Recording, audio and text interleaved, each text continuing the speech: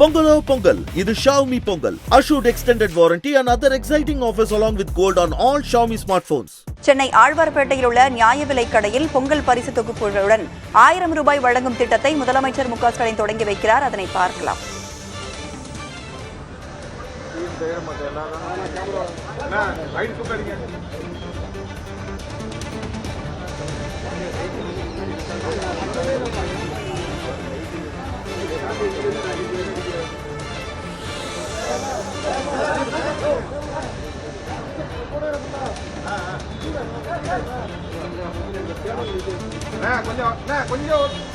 கொஞ்சம் உள்ள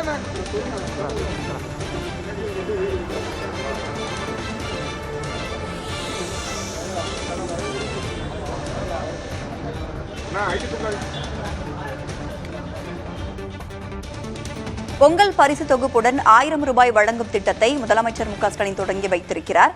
கூடுதல் விவரங்களோடு இணைந்திருக்கிறார் நமது செய்தியாளர் ரமேஷ். கூடுதல் விவரங்கள் என்ன?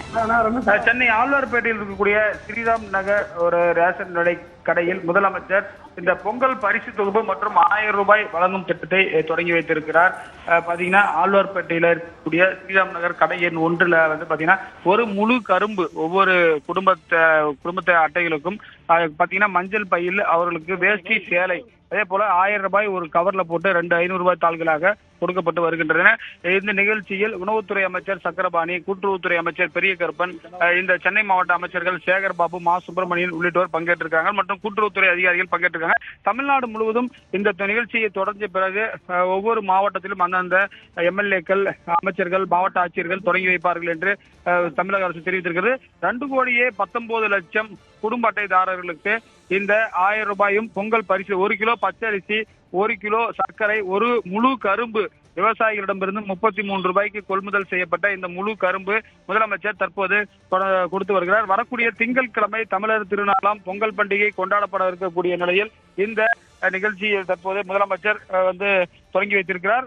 தொடர்ச்சியாக இந்த 2,19,00,000 ரேஷன் அட்டைதாரர்களுக்கு, அதாவது சர்க்கரை அட்டை ஒரு 4 லட்சம் பேர் மட்டும் தான் சர்க்கரை அட்டை இருக்காங்க.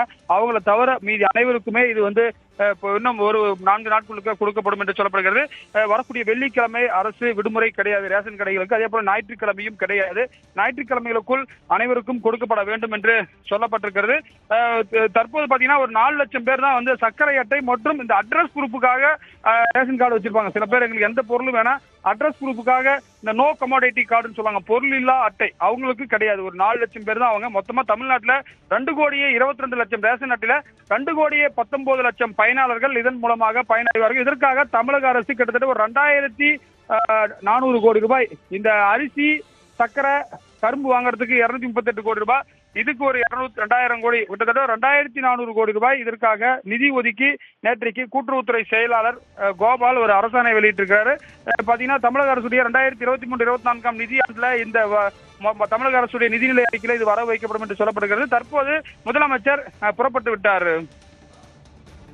பொங்கல் பரிசு தொகுப்புடன் 1000 ரூபாய் வழங்கும் திட்டத்தை முதலமைச்சர் மு க ஸ்டாலின் சென்னை ஆழ்வார்பேட்டையில் உள்ள நியாய விலைக் கடையில் பொங்கல் பரிசு தொகுப்புடன் 1000 ரூபாய் வழங்கும் திட்டத்தை முதலமைச்சர் மு க ஸ்டாலின் தொடங்கி வைத்த காட்சிகளை நாம் பார்த்தோம்.